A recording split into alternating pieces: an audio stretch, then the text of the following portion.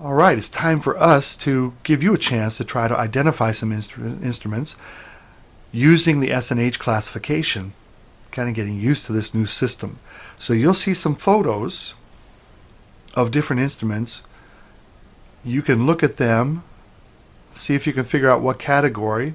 If you see a chordophone, also figure out if they are lute types or zither types. So for instance, if I see a certain chordophone and it has a neck coming out of it, then my answer is going to be lute type chordophone. You ready to try this? Let's go.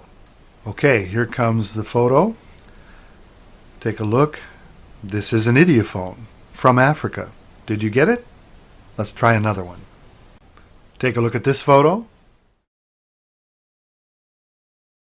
I think this is probably very obvious. This was an aerophone. I hope it wasn't too obvious, and I don't want to make it too easy for you. Let's try another one. All right. Here we have a player, a performer, holding an instrument. Figure out the type of instrument. So as you can see, this is a lute type chordophone. And again, it might be pretty easy to figure out it's a chordophone. You just have to remember what makes it a lute type. It's got a neck coming out of the body of the instrument. That's where the player's left hand is. He's fingering the different notes of the melody and strumming the chords on the neck of the instrument. Here's another one. Of course, the old classification system would have called these percussion instruments, but what do we call them in the S&H system?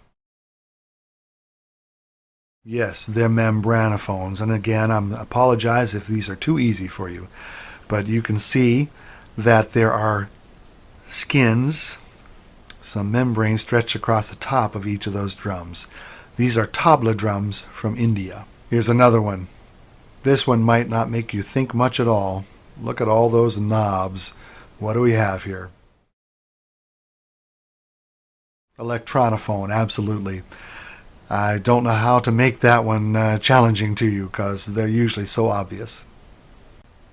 Before we go on with this one, I just want to mention that sometimes for my students the hardest thing is not to identify what it is, but to remember how to spell those complicated words. So be sure you're getting that part too. Alright, take a look at this one. This might be a little bit more challenging, but take a close look at how it's constructed and tell me what type of instrument it is. This is a zither type of chordophone. And notice the instrument is fairly long. It doesn't have a separate neck coming out of the body of the instrument. That whole long board is one body of the instrument, so that qualifies for being a zither type chordophone. This is from Korea. Oh, finally we get something that might be a little challenging for you.